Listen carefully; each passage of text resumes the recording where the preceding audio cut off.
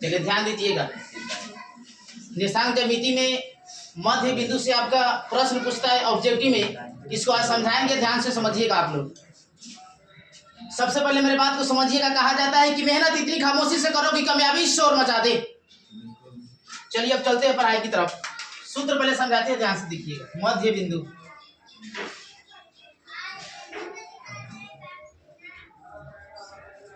मध्य बिंदु का सूत्र होता है, आपको बोर्ड पर लिखे मध्य बिंदु का सूत्र। देखिए क्या होता है। मध्य बिंदु का सूत्र बराबर x1 प्लस x2 बाटा 2 कॉमा y1 प्लस y2 बाटा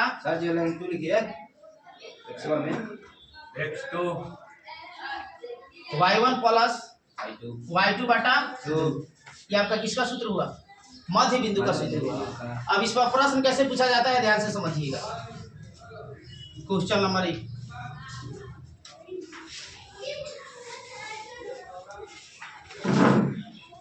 क्वेश्चन लिखते हैं बोर्ड पर, ध्यान से समझिएगा। बिंदुओं 4, -1 और -4, -4 को मिलाने वाले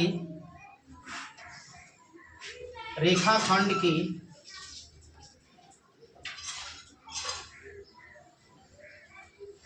मध्य बिंदु की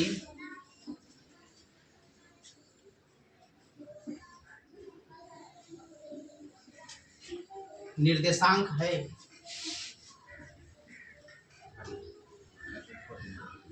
ये आपका प्रश्न 2025 में पूछा हुआ है। जो बोर्ड पर हम लिखे हैं, मध्य बिंदु से बिंदुओं 4, -4 और -4, 4 को मिलाने वाले रेखाखंड के मध्य बिंदु का निर्देशांक है। क्वेश्चन आपके 2025 में पूछा हुआ है। ध्यान से समझिए कि इसको कैसे बनाते हैं। मध्य बिंदु पूछा है, मध्य बिंदु का निर्देशांक पूछा है, तो लिखेंगे। तो यहाँ पर नियामक दिया है, इसको ए मान लेते हैं, इसको बी मान लेते हैं। ए का नियामक दिया है 4, 4, -4। बी का नियामक कितना दिया है? -4, -4। अब ध्यान दीजिए, इसको मानते हैं x1, इसको y1, इसको मानते हैं x2, और इसको मानते हैं y2। पहले का पद को x1, दूसरा का को y1, फिर यहाँ पर x2, फिर यहाँ पर y2 मानते हैं। अब ध्यान दीजिए, मध्य बिंदु पूछा है तो मध्य बिंदु का सूत्र लिखेंगे।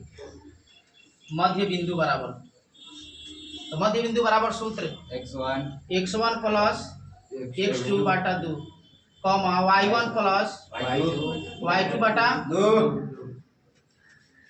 x1 का मान यहाँ से 4 हो जाएगा, प्लस सूत्र का प्लस दे देंगे। उसके बाद x2 का मान कितना है? x2 यहाँ पर है -4 बाटा 2 कॉमा y1 का मान यहाँ है -4 प्लस y2 का मान 4 बाटा 2